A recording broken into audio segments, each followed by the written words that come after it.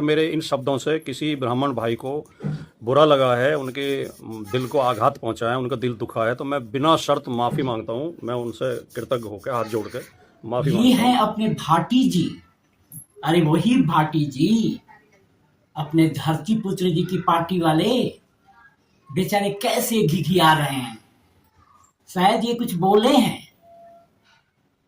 चलो इस बारे में बात करने के पहले जरा इन लोगों को सुनते हैं। कहना चाहूंगा कि सस्ती लोकप्रियता हासिल करने के लिए राजकुमार भाटी जी ब्राह्मणों पर टिप्पणी कर करके नेता नहीं बन सकते।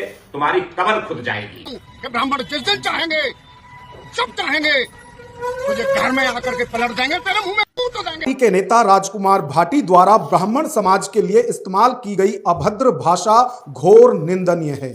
राजनीति में वैचारिक मतभेद हो सकते हैं, लेकिन किसी पूरे समाज को अपमानित करना स्वीकार्य नहीं है।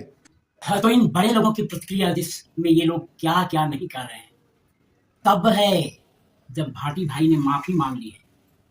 इसमें राहुल गांधी की पार्टी के जनाब अजय राय भी हैं। उसी राहुल गांधी की जो जाति जनगणना और पता नहीं क्या क्या पिछड़ों के हित में मन से कहते रहते हैं। इसलिए तो मैं बार बार कहता हूं कि जाति है कि जाति नहीं। अब आते हैं असल मुद्दे पर।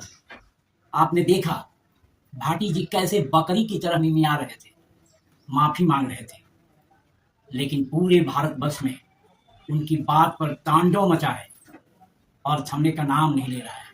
मेरी समझ में तो यही आ रहा है कि उन सारे लोगों को बैठे बैठाए एक हथियार मिल गया। भाटी जी जैसे पढ़े लिखे इंटेलेक्चुअल लोगों को पब्लिक डोमेन से बाहर करने का, मंचों से गायब करने का। क्योंकि यह बात मैं ऐसे ही नहीं कर रहा हूं। आपने टीवी डिबेट में इन दोनों लड़कियों को देखा होगा, जो नेशनल टीवी पर बड़े बड़े सो कॉल्ड इंटेलेक्चुअल्स का बैंड बजा रही थी। अब कहीं दिख रही है? नहीं ना। ले देकर के एक भाटी जी ही बचे थे जो तर्कपूर्ण दलीलें देते थे,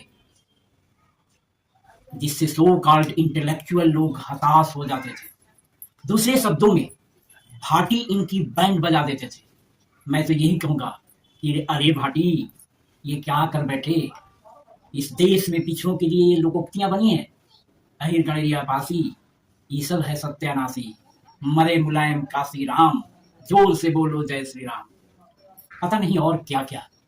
भाटी भाई, आप तो तुलसीदास जी को बढ़िया से पढ़ते हो, मंचों से उनकी चौपाइयां सुनाते हो। आपको तो पता होना चाहिए, समर्थ को नहीं दोष गोसाई। समर्थ कुछ भी कर सकता है, उस विवाद को कोई नहीं उठाता। कुछ दिन पहले ये साहब क्या बोले? ब्राह्मणों में पाठक, उपाध्याय, चौबे नीच होते हैं। कहीं किसी की जली नहीं ना? चलो आज से जान लो, हमारे बिहार में एक कहावत है, अबरा की मौगी भर गांव के भौजी। क्या समझे? नहीं समझे? अरे भाई, कमजोर की बीवी सबकी भाभी होती है। चलो एक बार फिर से कान पकड़ लो, आगे से मत करना।